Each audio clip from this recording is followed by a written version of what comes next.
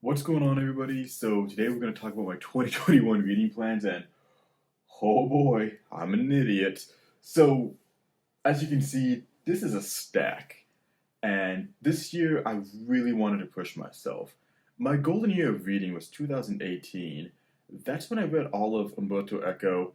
I read, I reread Gravity's Rainbow. I read Ulysses for the first time.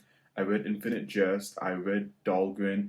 I read Don Quixote. I read Underworld, and some other smaller books between there. So that was a really cool year, just reading wise, because I got to push myself. Reading Don Quixote, my brain almost fried a few times. And, the last 2 years after that, I've read, but not to that level. And, getting on YouTube and Instagram, it's been really cool to see all these new authors and just to push myself. I really did that at the end of last year with McElroy, and I'm still doing that, which is why I'm behind on these readings already. And so, I guess to one effect is like Sean Lane, a stupidly good, talented shred guitarist, said one time that when you're practicing, practice at the end of your practice, kind of practice a little faster than you can actually play. So it just kind of builds up slowly, and you eventually you get a taste of that. You kind of get a feel for that, and kind of like one thing my dad said too. Goals are meant to be set, but not necessarily obtained. If you set your goals, if you meet all your goals, you didn't set them high enough. So what better way to not meet my goals? So this year, I just really want to push myself, and I really want to accomplish this by doing it in bits and sips. Leaf by Leaf talked about it in a video, I think in relation to Stephen King. I can't be remembering wrong. But did Leaf by Leaf talk about that? I can remember all that wrong. But anyway, I just want to try it in that sense. And so I'm already behind. It's near the end of January, but we'll talk about why. So the first one, and this is not in any particular reading order, this is just the order which I stacked them in. But the first one is Robert Musil's, oh my god, oh, The Man Without Qualities. The I started this one. I'm already 100 pages into the first volume, but oh my god, Lookout Cartridge was so intense, and I was not anticipating how difficult that was. I thought being my sixth book into McElroy, I would have been more acquainted with him and everything, and I am, but Jesus, that was still such a difficult book. So I had to take some time off and focus on that, and I'm focusing on some other books right now too. So I'm gonna get back to this. Oh, so another thing with this year, um, being I talked about this in my macro video, but being on booktube and Instagram really challenged what I consider the canons of hard literature. To me, for a long time, it always seemed like the top three, even though I don't agree with one, was Ulysses, Gravity's Rainbow, and Infinite Jest, and then after that, it's Spinning Its Wake. But being on here, I've been finding so many Ulysses-like and so many Wakian-like texts. That's one I want to focus on, and the next one is by Latin American author Julio, Julian Rios, Larva, which is supposed to be like a Wakian like text, and George Solis and Apuntos Literatos both recommended me this novel, and I can already just kind of looking at it, you just see a lot of Ulysses like games and stuff, so Finnegan's Wake like games, and the fortunate thing is that there's a lot of empty space in this novel, so it's not going to be a total ball buster. Next is another recommendation from George. It's Wits. I heard this is Ulysses like. Oh god, another booktuber talked about it too, and it's about a Jewish apocalypse and a lot of motherfucking. So that's gonna be interesting. I don't know much about it. I just trusted on the word that it's Ulysses like, and I want to check it out. Apuntos Literatos also pushed me to this one, and I might do a reading group with George. It's in the air still, but that's The Tunnel by William Gass. And I've heard about this one, but then I remember like, oh yeah, I Wikipedia'd this one, and I remember looking it up, and it's I don't know nothing about Gass, but looking at this, like, I just noticed this now, but there's some funky stuff in here, so it's gonna be fun to check out. This one's only like 600 pages. Oh, I gotta be careful about saying only 600 pages after Lookout Cartridge. But yeah, just really interested in reading it.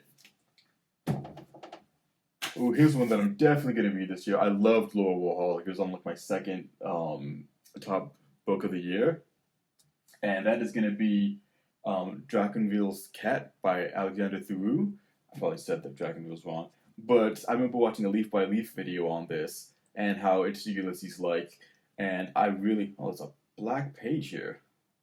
I wonder what locker man. Um, and I really loved Lowellaholic. That was a phenomenal book. So to read another Thoreau where he flexes his literary muscles to even a greater extent, I'm really excited for. I just have to make time for it. Okay, this is the book, like of course, but Finnegan's Wake by James Joyce. I've tried to read this several times. One time I got like 30 pages in, and like I was getting it, and late last year I was actually reading this to somebody for fun, just to like show stuff, and I was like, wait a minute, I'm understanding some passages in here. So this is probably going to be a must for this year. This is probably one that I just can't take off the list because it's been dogging me all this time, and I have to finish it sometime. However, Christopher Robinson, friend on Instagram, pointed out to me that this is the wrong edition. Apparently, there's two editions of Finnegan's Wake where the first one that was printed out, the editors messed up a lot of stuff, and they got a lot of stuff wrong in there. So I have to buy another edition of this book to read the corrected edition that Joyce intended. Damn it! So I'll deal with that later. This one I bought the end of last year, and this is going to be a complimentary piece as well to it. But this is the one I'm like most willing to let go, just because I feel like a lot of people read it, and I don't know, it just like I'm interested in it, but it just hasn't caught my interest. I read like 15 pages of it last year, and I had to let it go for McElroy again.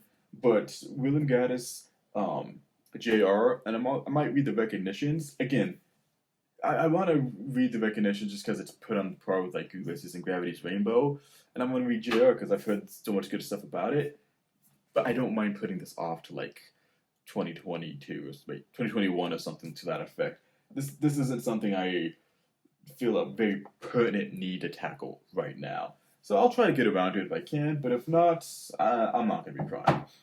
Oh my god. So this video goes up Thursday, so we'll start tomorrow, but that's 2 days from now. But Woman and Men, Joseph McElroy.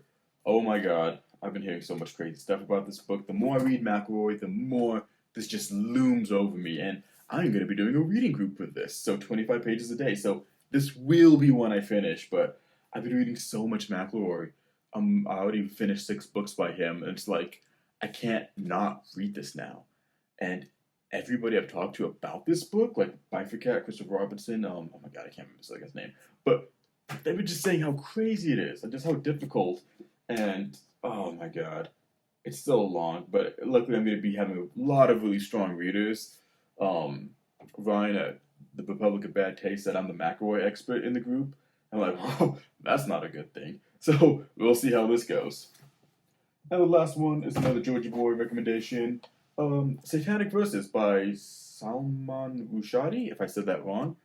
I don't really know much about this book. It sounds kind of interesting. I know there's a controversy behind it, but George said it was one of his favorite books, and he told me about this when I was first asking about Sea Above, Sun Below. And, that was a really great book. George is a guy I really trust as a writer and a reader, and as a friend, so it's one of his favorite books, so I'm going to read it. Now, there's one other book that's probably going to bother me. It's not going to be a habit. But there's one other book that I do want to read. If I had it, it'd be at the bottom, and it'd be a dream to finish.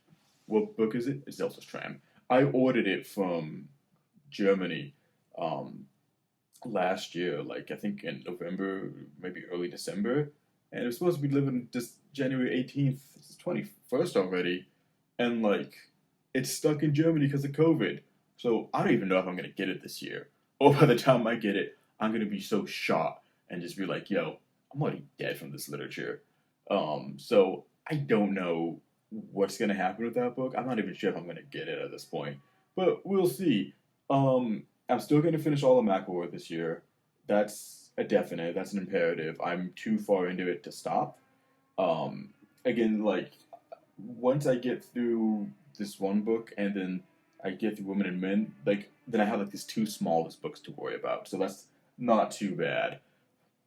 And the smallest books not being plus as well, which oh my god.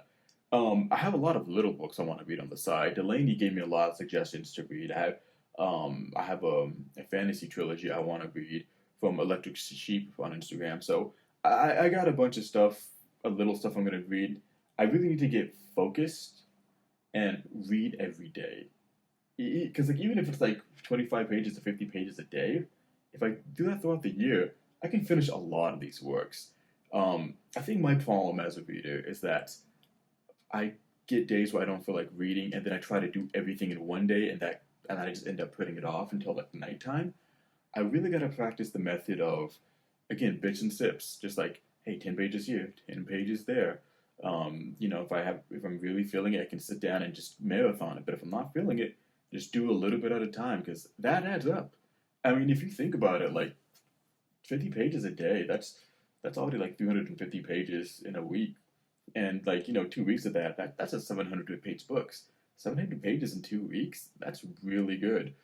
But like, again, it's just like having that consistent schedule and not trying to do massive marathon things. And I guess also just allowing myself the patience to allow that time and to allow the patience of the process and not worry about like the weekly reading thing or stuff like that.